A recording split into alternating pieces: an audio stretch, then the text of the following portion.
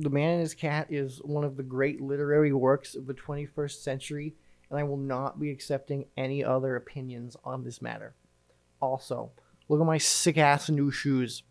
And no, this isn't disgusting to have them on my couch because I literally just got them out the box, so they are unspoiled by the outdoors. However, this is my couch and it's my shoes, so I can do whatever the hell I want. I legitimately can't remember how I first found out about this series, but it is tremendous and beautiful, and I don't know why it is not more popular around the world. I see nobody ever talking about this, which means it's my job to spread this gospel. And being an officially licensed minister, I got a certificate, I got a little card, I got a parking pass. This is real. You can just go online and pay $50 to be a licensed minister or reverend or some shit. It's super easy. Too easy. You may look at these covers and think, oh my god, this is such a cute, wholesome manga. There's no way that this could possibly inflict severe emotional damage upon my psyche. Yes, on one hand, this is a incredibly adorable cat manga filled with wonderful moments that people who have had cats will understand. It is adorable and relatable and extremely cute, but at the same time, there is an absolutely crushing emotional story in here with moments of grief and loss, processing trauma, overall working to better yourself regardless of age, and becoming the man that you know you could be even after losing the ones that gave life its spice. I'm not crying, you're crying. It's amazing. It's beautiful. It's about our main boy, Fukumaru, who is a ugly, exotic short hair who just can't get adopted at the animal shelter, and the absolute drippiest old man alive, Fuyuki Kanda, who is a recent widower who comes in to adopt Fukumaru. They are true lost souls aiming to rekindle the joys that they once had in life, and together they work to overcome traumas, to overcome obstacles together, and better themselves as man and cat. It is perfect. The narrative structure works flawlessly. There is an overarching narrative surrounding all of the major emotional and character plot points, all of the escapades that Fukumaru and Kanda get up to. And interspersed throughout all of these moments is a bunch of little one-shots of cute cat stuff, cute human stuff, or a combination of the two. Fun fact, this series started out as a bunch of one-shots, a bunch of little comics by the artist on Twitter, or X, excuse me. And this storytelling, dude, oh my god, holy shit. If you've ever been a big fan of the old show, don't tell style of storytelling, the only good style of storytelling, then boy flippin' howdy, is this going to be for you. The author puts so much detail and nuance into the little bits of dialogue that she sprinkles throughout the book, through all of the paneling and the narrative that is slowly drip-fed to us. Not only do we exist in present day... Is this a cobweb? Oh, no, it's from my shirt. Haha, just kidding. Not only do we experience plenty of cute stuff from present day, but also there is continual flashbacks to things from not only our main characters' lives, but the lives of the various wonderful side characters that appear throughout the story. And basically all of them will give you emotional damage. Never once are things said the like of, oh, I was born in such a traumatic household. My wife is dead and that's why I'm sad. No, none of that fucking Naruto ass, Yu-Gi-Oh ass, Demon Slayer ass bullshit. This is some real emotionally driven storytelling here, bro. Like, there are just these little moments that sneak up on you throughout the overarching narrative. Like, every now and then there'll just be these like happy little moments, these just like little cute things that happen, and then like a fucking freight train, you will get absolutely bombarded with emotional images and feelings of Kanda's wife that he thinks of in the moment. For example, in chapter 21, at the beginning of book 2, there's a cute little scene of Kanda just walking around commenting on how, oh, now that he's a cat owner and he loves and appreciates cats more, he's noticing cats all around him. Not just cats themselves, but cats on things like cute little cat mugs. And he's like, oh my god, it looks like Fukumaru. That's so adorable. I'm gonna shit myself. And that sparks a cute little memory, reminding him of his wife one time when they were at a similar shop. Oh my god, she also found a cat mug. That's so adorable. And then, oh my god, he steps out, and then she's like, oh, wait a minute. I'll be right back. You just wait here. And he's like, okay. And then we get back to present day, and Fukumaru's there, and then you turn the page, and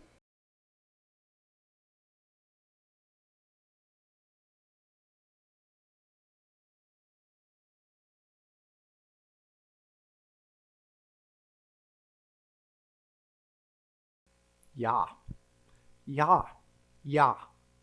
Shit like that is a regular occurrence throughout this series, and it is, I think, an absolutely tremendous feat to be able to go from such a thoughtful, carefree moment to something with such incredible emotional weight, such intense depictions of a reaction to grief and loss, to show how very obviously somebody is not recovered whatsoever from the loss of somebody. And we're never explicitly told when Kanda's wife has died.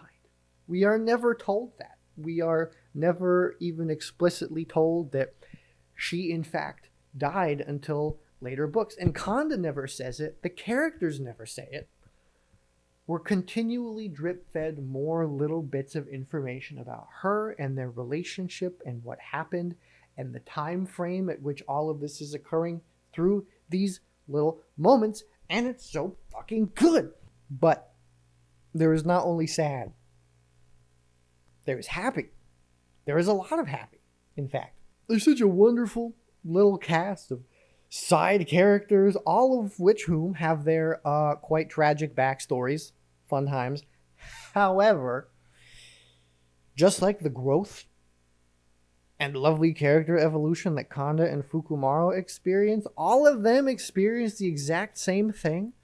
Not just alone, but they all come together to improve and better themselves. It's beautiful. Hibino learns to value himself more as an artist and become less of a jealous asshole. Both of the Moriyama brothers have wonderful arcs about what it means to be naturally gifted at something versus being better, about brotherly appreciation and love and merely wanting to enjoy partaking in the act of making music. The Pet Star Clark is perfect. She doesn't need an art. She's an angel. God bless her. It's all just so beautiful, and wholesome, and well told.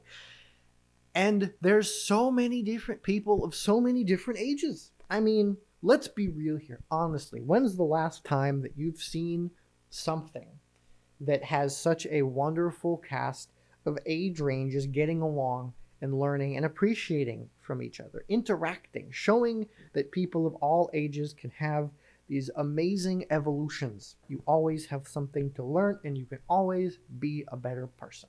And that's valuable. That's incredibly valuable. Particularly as someone who's getting old as shit, oftentimes it feels like things are just not attainable. That sometimes things are the way they are. I miss doing it in my youth, and that's that. And it's just so wonderful and lovely to see a story centered around an older man who is not only a total dilf, drippy as hell, and a genuinely nice and wonderful person, but he's also going through significant emotional change. He is evolving as a person. He is seeking betterment despite some intense trauma that has happened to him. And he is realizing that despite all of these things, the best years of his life are no longer over, and he is finding new ways to bring back that joy and appreciation in life that he once had. God damn, if that shit ain't just the most beautiful, wholesome thing in the world, I don't know what is. I really don't. For real though, the last thing that I can think of that kind of did that was with Severance was the really fucking cool gay old man love. Spoilers, I guess. But that show slaps. You should watch it. Anyways, there's also wonderfully wholesome depictions of positive masculinity and friendship of boys supporting boys.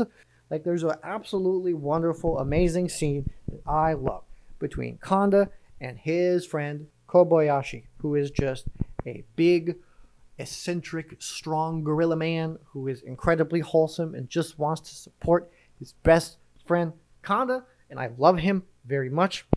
And there's just this super, super, super sweet scene in book 3 where he's like, oh my god, Kanda, you gotta stop being such a stoic asshole all the time. Holy shit, bro. It's so good. It's so good to lean on people. That's what friends are for. We're learning. We're emotionally evolving.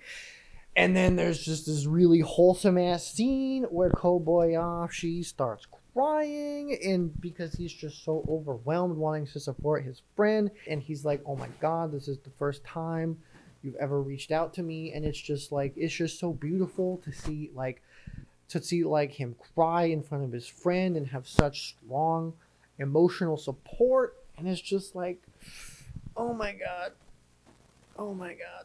this is what we need. This is why women should write men, because for some fucking reason they can generally seem to write male relationships in an idealized form better than actual men, because it's all alpha male, sigma bullshit, grind set on that money, Bitcoin, NFT, real estate, Porsche, Gucci, misogyny. Although, to be fair, a woman did write Demon Slayer, and, you know, fucking Demon Slayer. It's the prettiest 4 out of 10 I've ever seen. Demon Slayer fans, don't at me.